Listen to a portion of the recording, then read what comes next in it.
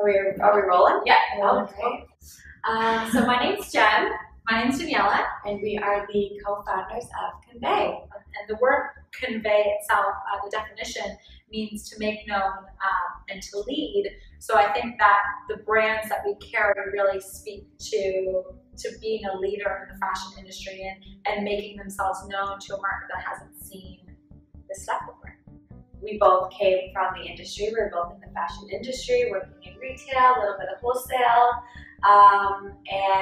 We came together and decided that we thought it was time to open up our own store. Once we kind of decided, like, full speed ahead, this is what we're passionate about, this is what we want to do, we reached out to our brands that we're working with now, and a lot of them happen to be in Australia and New Zealand. So we got an invite to Fashion Week a few weeks after we started our journey and hopped on a plane a week later and went to Mercedes-Benz Fashion Week, and that's kind of where our Convey journey started. We just want to be able to inspire people and inspire women and empower women and make them feel good and strong in their clothes, to make it a fun and enjoyable environment and not an intimidating environment to come into. Say, like, you can have a sense of humor and still work in fashion. Like, you can be silly, you can convey whatever message you want. I think our advice to somebody who is starting out, whether it's a similar journey to ours and you want to get into retail, or if it's something totally different, I think it's still relevant. Realizing that, yes, we're young, but now's the time to take risks.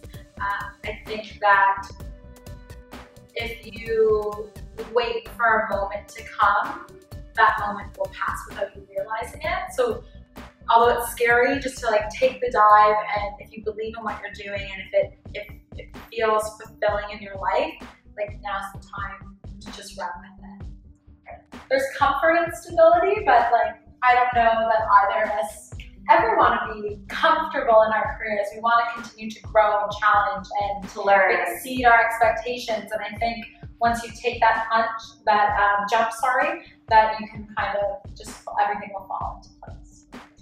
There were tons of times where we might not have felt ready, but I don't think there's ever that time where it's going to click and you're going to be like, okay, now is the time that we should do this. I think it kind of happens halfway through, or, you know, when you're almost about to open your store, where you're like, that was the perfect time. Nailed it. Yeah. I think something that we're both very good at, because we're so different, raising your hand is, I think, something that we can speak to as really good advice, and it's advice that we take. It's being able to say, okay, I'm not good at that, so I'm going to find someone who can fill in those voids and who can help us, and being able to say, like, this is what my strengths are, and speak to your strengths. So being able to, like, find people who can fill in, being really honest about what you're not good at. Exactly. So that you can kind of divide and conquer. For us, I think something that we were really, really passionate about was not to compromise on anything we have done or plan on doing. So whether that was buying our merchandise and making sure we loved every single piece in our store, or designing our retail store, we went couldn't to find every single corner of the store. Yeah, we made sure it was perfect. We couldn't find things that already existed, whether it was our cash desk or the beautiful racks that our clothes hang on, or our shelving.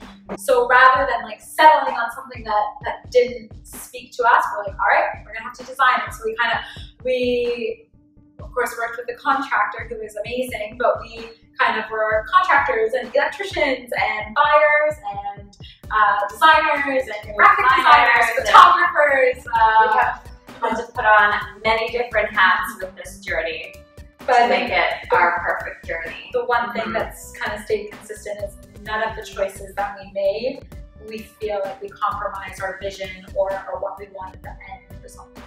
Regardless of what you went to school for, it doesn't reflect where your career can take you, clearly, because here we are, and neither of us went to school for fashion, but our education, regardless of if it directly relates, it is relevant. I actually, fun fact about myself, I went to school for musical theater performance.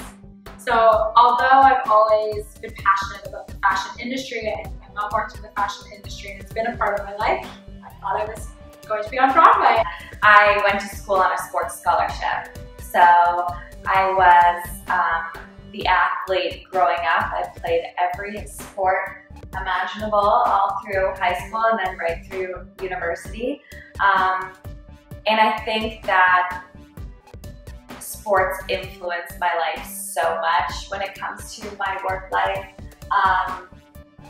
Just learning how to be a part of a team or how to lead a team, how to multitask, and how to, like discipline, inspire, focus, and inspire people. There's a lot of pressure in terms of education and structuring out this like well thought out plan, but I think some of the best entrepreneurs and companies grow from something that just kind of happens naturally and isn't forced. It's funny to think that, I was a little bit of a tomboy maybe growing up, and now I'm in fashion, and so it's, I don't know if anybody saw that coming. Yeah, you can go to school for business and want to be like a novelist, and you can go to school for theater and end up in fashion.